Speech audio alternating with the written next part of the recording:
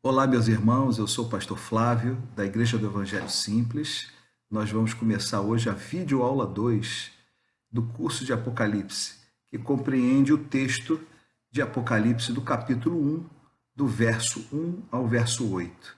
Nós fizemos uma pequena modificação na dinâmica do curso. As videoaulas seriam postadas diariamente e cada videoaula ia compreender mais ou menos um capítulo. Só que os irmãos, os alunos pediram para que as publicações fossem mais espaçadas, para dar tempo de todo mundo assistir, enfim, as pessoas trabalham, nem todo mundo tem disponibilidade diária de assistir os vídeos. Por isso nós vamos agora publicar os vídeos, as videoaulas a cada 2 dias, dia sim, dia não, e sempre após uma videoaula vai ter um vídeo de respostas às perguntas elaboradas no fórum de perguntas e respostas. E nós não vamos falar do capítulo inteiro. Hoje nós vamos falar da metade do capítulo 1, do verso 1 ao verso 8, porque a gente reduz o conteúdo e o tamanho do vídeo fica menor. Tá bom? Então vamos começar. Você precisa ter 2 coisas em mãos, basicamente, para acompanhar o curso. A Bíblia Sagrada, porque como já foi dito, nós vamos acompanhar a Bíblia capítulo a capítulo, versículo a versículo, vamos recorrer à Bíblia em vários outros textos, e a apostila. Quem ainda não tem apostila, envie um e-mail para mim, prflaviom@gmail.com, e eu vou enviar a apostila para você com todo prazer. Então, aqui no capítulo 1, no verso 1 ao verso 3, eu queria comentar esse pequeno bloco da Bíblia Sagrada. Revelação de Jesus Cristo que Deus lhe deu para mostrar a seus servos as coisas que em breve, eu destaco esse em breve, devem acontecer, e que ele, enviando por intermédio do seu anjo, notificou ao seu servo João, a qual atestou a palavra de Deus e o testemunho de Jesus Cristo quanto a tudo o que viu.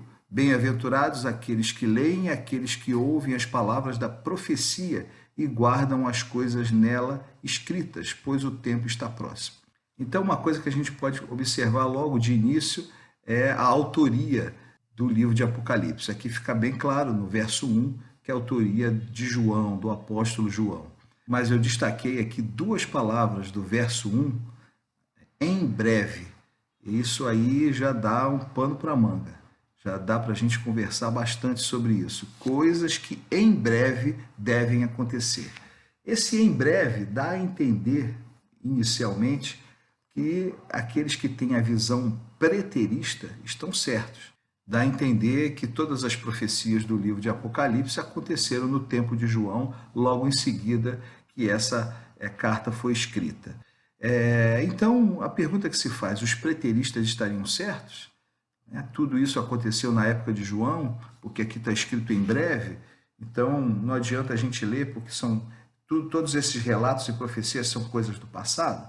Então nós vamos agora recorrer a um livro da Bíblia que fala também de eventos escatológicos. É a segunda epístola de Pedro. A Bíblia inteira fala de eventos escatológicos, não é só o livro de Apocalipse. Então, ao longo do curso, nós vamos ler vários textos, vários capítulos, vários versículos. Então, eu convido você, 2 Pedro, capítulo 3, logo no verso 1, está escrito: Amados, esta é agora a segunda epístola que vos escrevo. Em ambas, procuro despertar com lembranças a vossa mente esclarecida. A respeito de quê? Aí você pula para o verso 3. Tendo em conta, antes de tudo, que nos últimos dias virão escarnecedores com seus escárnios, andando segundo as próprias paixões e dizendo: onde está a promessa da sua vinda? Então aqui fica claro que Pedro está tratando de assuntos escatológicos, dos últimos dias. No verso 7, ora, os céus que agora existem e a terra, pela mesma palavra, têm sido entesourados para fogo, estando reservados para o dia do juízo e a destruição dos homens ímpios. Aí eu pergunto para vocês, irmãos, já aconteceu isso? Os céus já foram entesourados para o fogo? Já aconteceu o dia do juízo? Já aconteceu a destruição dos homens ímpios? É óbvio que não. Então, por isso, a visão preterista é uma visão muito equivocada. porque ela trata de eventos que já passaram. E nós que estamos vivendo o presente, a gente sabe que muita coisa que dos relatos escatológicos ainda não aconteceram. O verso 8, ele explica de uma maneira extraordinária o que está escrito no livro de Apocalipse, no capítulo 1, no verso 1. Aqui está escrito assim: há, todavia, uma coisa, amados, que não deveis esquecer, que para o Senhor um dia é como 1000 anos, e 1000 anos como um dia. Não retarda o Senhor a sua promessa, como alguns julgam demorada. Pelo contrário, ele é longânimo para convosco, não querendo que nenhum pereça, senão que todos cheguem ao arrependimento. Que todos cheguem ao arrependimento. Aí os calvinistas ficam loucos, né? Mas não é esse assunto. Virá, entretanto, como ladrão o dia do Senhor, no qual os céus passarão com estrepidoso estrondo e os elementos se desfarão abrasados. Também a terra e as obras que nela existem serão atingidas. Então, irmãos, o verso 8 aqui da segunda epístola de Pedro, capítulo 3, verso 8, diz bem claro que para Deus um dia é como 1000 anos e 1000 anos como um dia. Aí você volta lá para o Apocalipse e você vai entender o que João quis dizer com esse em breve, as coisas que devem acontecer. Esse em breve não deve ser de maneira nenhuma interpretada como eventos que passaram no tempo de João, mas o em breve para nós é uma coisa, o em breve para Deus é outra. Para nós, em breve é a distância de um dia. Para Deus, em breve, pode ser 1000 anos, 2000 anos, 3000 anos. Então, a visão preterista não pode, não tem base somente nessas duas palavras do capítulo 1, do verso 1 de Apocalipse. Eu quero destacar também que a grande promessa, eu já falei isso na videoaula 1, dessa bem-aventurança, aqueles que creem, aqueles que ouvem as palavras desse livro. Existe uma promessa, é o único livro da Bíblia que tem promessa para quem lê. Então eu fico muito curioso como tem muitos crentes com muitos tabus em relação à leitura do livro de Apocalipse, com medo de ler, com pavor. Outros se recusam a ler porque acham difícil e não querem nem se esforçar. Não é um livro, irmãos, que deva ser desprezado. No verso 4 está escrito: João, às 7 igrejas que se encontram na Ásia. Você pode pensar mais uma vez, olha, a visão preterista tem razão, porque João escreveu essa carta do Apocalipse, a revelação foi destinada à igreja. Mas lembra que eu falei do tríplice propósito das profecias escatológicas? Há um propósito local, há um propósito para o tempo realmente de João, no que diz respeito às 7 igrejas da Ásia, mas há um propósito também individual para todos os tempos. O que se aplica para a igreja de Éfeso se aplica à minha vida, o que se aplica à igreja de Esmirna se aplica à minha vida e por aí vai. Tá? Esse é a exegese mais correta do texto. Mas, sem dúvida, João endereçou as cartas às 7 igrejas da Ásia. Vamos olhar um pouquinho o mapa para a gente entender a respeito dessas igrejas, dessa geografia bíblica. Vai comigo no mapa, nós estamos projetando agora um mapa. Você pode ver no centro desse mapa, onde está escrito Ásia, as 7 igrejas em formato, no sentido horário, em formato de um U invertido. Então, de baixo para cima, da esquerda para a direita, nós vemos a igreja de Éfeso, subindo um pouquinho Esmirna, depois a igreja de Pérgamo, um pouquinho mais à direita Tiatira, descendo um pouco à direita Sardes, descendo mais um pouco Filadélfia e finalmente Laodiceia. Então, essas 7 igrejas da Ásia, conforme você vê no mapa, elas estão localizadas nessa região, são bem próximas. Faz um U invertido e você pode ver no mapa também a ilha de Patmos. Ali é uma ilha que fica a 80 quilômetros do litoral aonde João foi exilado.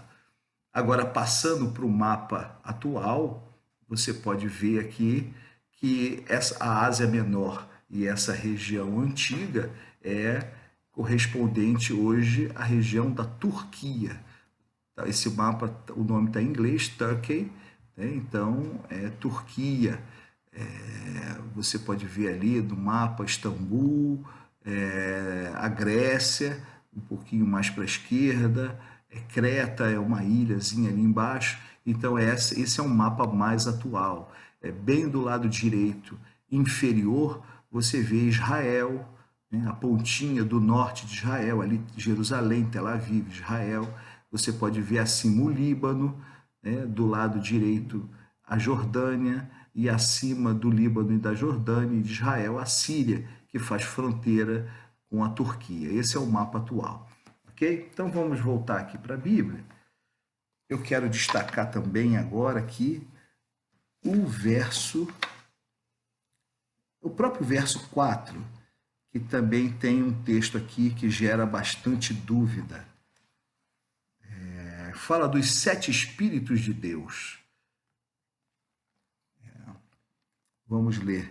João, às 7 igrejas que se encontram na Ásia, graça e paz a vós outros, da parte daquele que era e que há de vir, da parte dos 7 Espíritos que se acham diante do seu trono e da parte de Jesus Cristo. 7 Espíritos de Deus, em outros versículos falam claramente 7 Espíritos de Deus. Aí você vai perguntar, poxa pastor, como assim 7 Espíritos de Deus? Deus tem 7 Espíritos por acaso? Não é a Trindade? Não é Pai, Filho, Espírito Santo? Como é que a Bíblia agora fala de 7 Espíritos? Então, irmãos, você tem que fazer uma boa exegese bíblica, né, usando as regras de hermenêutica, e você vai entender que certas palavras na Bíblia pode ter mais do que um significado. Então tenha muito cuidado com a palavra espírito. Sempre que a Bíblia falar espírito, essa palavra pode ter 3 significados, basicamente. Ou o espírito pode ser a essência do ser humano, né, corpo, alma e espírito, ou o espírito pode se relacionar a anjos, né, caídos, né, ou anjos de luz. Muitas vezes a Bíblia fala espíritos imundos, aí está falando de demônios, que não necessariamente é um espírito, né, que encarnou, né? Ou o espírito de luz está falando de um anjo, né, que não seja um anjo caído. E algumas vezes a palavra espírito se refere à virtude, à característica, à moção. Por exemplo, a Bíblia fala que João Batista veio no espírito de Elias, ou seja, João Batista veio com as mesmas características, com o mesmo ministério, né, que veio com uma atuação semelhante. Então, essa palavra espíritos, embora em algumas traduções esteja, né, em letra maiúscula, tem mais a ver com essa última interpretação da palavra espírito.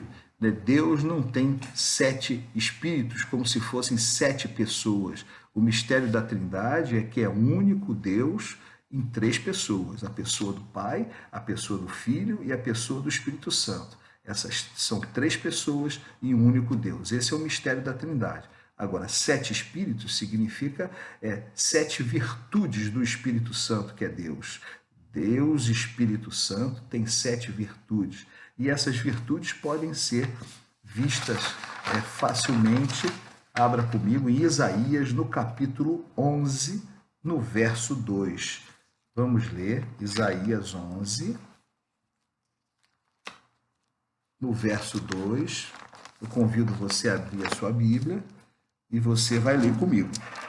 Repousará sobre ele, sobre Jesus no caso, o Espírito do Senhor, o Espírito de sabedoria e de entendimento, o Espírito de conselho e de fortaleza, o Espírito de conhecimento e de temor do Senhor. Então aí estão os 7 Espíritos. Espírito do Senhor, o Espírito Santo propriamente dito, de sabedoria 2, de entendimento 3, de conselho 4, de fortaleza 5, de conhecimento 6 e de temor do Senhor 7. Tá? Então essa é a interpretação dos 7 Espíritos de Deus. Vamos avançar, voltando para o livro de Apocalipse, no verso 7, eu quero destacar quando diz assim, a respeito de Jesus: eis que vem com as nuvens, e todo o olho verá, até quantos o transpassaram, e todas as tribos da terra se lamentarão sobre ele, certamente. Amém. Interessante sobre esse versículo é que eu escrevi essa apostila há 15 anos atrás, foi a primeira vez que eu dei a aula desse curso, né? Então, quando se falava desse versículo há 15 anos, as pessoas perguntavam, bom, mas como assim todo olho verá? Como é que pode Jesus descer do céu fisicamente, num corpo glorioso, de maneira que todos possam ver? Aí, há 15 anos, você falava, não, isso vai ser uma transmissão de televisão, uma grande rede, mas nem todo mundo tem televisão, mas nem todo mundo vai estar com a televisão por perto para ver Jesus descer no mesmo momento. E imagina há 100 anos atrás como isso aí era lido, era uma coisa quase humanamente impossível. Então, meus irmãos, hoje qualquer um tem um celular na mão, qualquer criança tem acesso e pode ver os acontecimentos do mundo inteiro, real time, na hora que acontece. Qualquer um hoje fala com pessoas de outros países, enfim. Basta Jesus estar descendo e alguém está fazendo uma live, né, da vinda de Cristo e todo mundo acompanhando pelo celular, que isso aí vai ser, essa profecia que antes era alguma coisa extraordinária, hoje já não é tão extraordinária assim. Esse verso 7 me lembra o Evangelho de Marcos, no capítulo 13, no verso 26, você vai ver aí na tela, então verão o Filho do Homem vir nas nuvens com grande poder e glória, e ele enviará os anjos e reunirá os seus escolhidos dos 4 ventos, da extremidade da terra até a extremidade do céu. Então, irmãos, a volta de Cristo, a parousia, isso é real. De fato, Jesus voltará, de fato, Jesus virá num corpo glorioso, pisará a terra. Mas aqui há um pequeno detalhezinho. Aqueles que são futuristas, pré-milenistas, históricos ou pós-tribulacionistas, esses daí vão se firmar no versículo 27 para dizer que a igreja vai passar pela tribulação e que no final da tribulação, da grande tribulação, a volta física de Jesus num corpo glorioso, na batalha do Armagedon e o arrebatamento vão se dar no mesmo momento. Então eles alegam que no versículo 27 está escrito, e ele enviará os anjos e reunirá os seus escolhidos dos 4 ventos. Então, para o pós-tribulacionista, esse reunirá os seus escolhidos é o arrebatamento que se dará no mesmo momento que Jesus voltará à terra. Já para os futuristas dispensacionalistas, aqueles que são pré-tribulacionistas ou mesotribulacionistas, aqueles que são a maioria da igreja, são os pentecostais, inclusive a igreja do Evangelho Simples, inclusive esse pastor que vos fala, nós cremos que esse versículo 27, quando diz ele reunirá os seus escolhidos, esses escolhidos não diz respeito à igreja atual dos gentios, ao corpo de Cristo. A igreja, corpo de Cristo, já vai ter sido arrebatada antes, né, pelo fim do tempo dos gentios, né, pelo fim da dispensação da graça, da janela da graça. Então, aqui o texto fala e se refere aos judeus, à nação de Israel, aqueles remanescentes que vão crer no Messias só quando ele de fato vir à terra num corpo físico, vir como um general de guerra, vencendo e dando vitória para o povo de Israel. Ok? Vamos continuar aqui o nosso estudo. Apocalipse capítulo 1, no verso 8, diz assim, eu sou o alfa e o ômega, diz o Senhor Deus, aquele que é, que era e que há de vir, o Todo-Poderoso. Aqui é uma referência clara a Jesus Cristo. Há ainda alguns que negam a divindade de Cristo. Essa é uma verdade fundamental, isso não se negocia, isso é um pilar da fé. Jesus é Deus, Jesus é a terceira pessoa da Trindade, ele tem os atributos de Deus, ou seja, Jesus é o alfa, Jesus é o ômega, ele é o Todo-Poderoso. Esse texto afirma isso.